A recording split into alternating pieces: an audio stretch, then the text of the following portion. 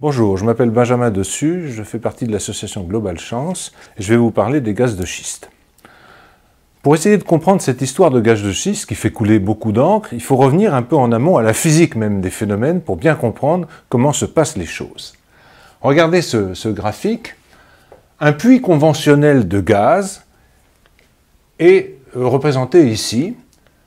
Une couche d'argile, généralement, contenant de la biomasse qui s'est transformée à grande profondeur en gaz, vers 3000 mètres, a commencé à migrer, le méthane qui est dedans a commencé à migrer, à remonter à la surface, parce que les roches étaient relativement poreuses. Et puis, parce qu'il y a par exemple une couche imperméable, ici, elle a été bloquée, le méthane a été bloqué, il reste relativement concentré dans une roche assez poreuse, et il y a une espèce de concentration de gaz méthane. On fait un trou et on exploite le méthane pendant longtemps. Bien. Dans le cas des gaz de schiste, qui sont également des gaz qui sont situés dans de l'argile, ce n'est pas dans des schistes mais dans de l'argile, on s'y prend tout à fait autrement. On fait un trou, on le coude et on fait un forage horizontal. Pourquoi? Parce que l'argile contient effectivement du gaz, mais comme c'est une roche qui n'est pas poreuse, ce gaz n'a pas émigré, il est resté là où il était. Donc le gaz est en microparticules, en microgaz, dans l'ensemble de la roche.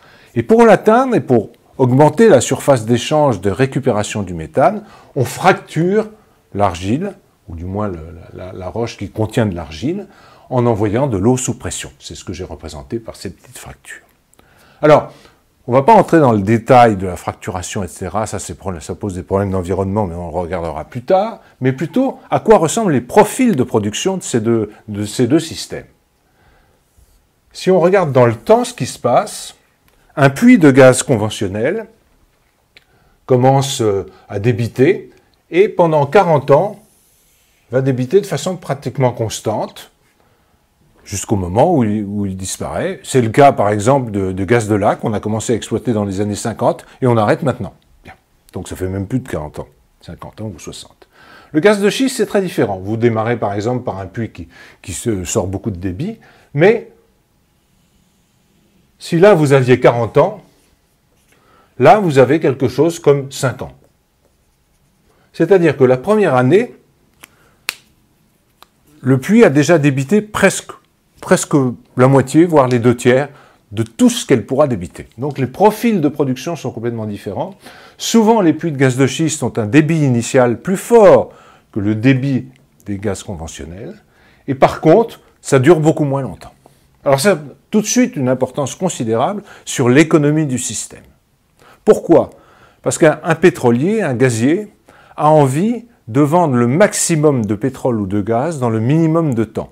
Il ne souhaite pas se dire qu'il fera des bénéfices dans 40 ans, ça n'intéresse pas du tout, il emprunte de l'argent, son taux d'actualisation ou son temps de retour qu'il souhaite est très court, ce qui veut dire que le taux d'actualisation sur lequel il travaille est très élevé, de l'ordre de 10-15%.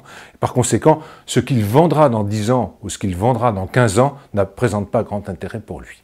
Donc, il est très possible pour un industriel, même si un puits a une productivité totale sur sa durée de vie qui sera beaucoup plus faible que celle d'un puits conventionnel. Vous voyez que la productivité totale, c'est toute cette surface pour un puits conventionnel, et pour un puits de gaz de schiste, ça va être que ça. Même si cette production, finalement, totale est beaucoup plus faible, l'industriel peut s'y retrouver et et rembourser son investissement rapidement.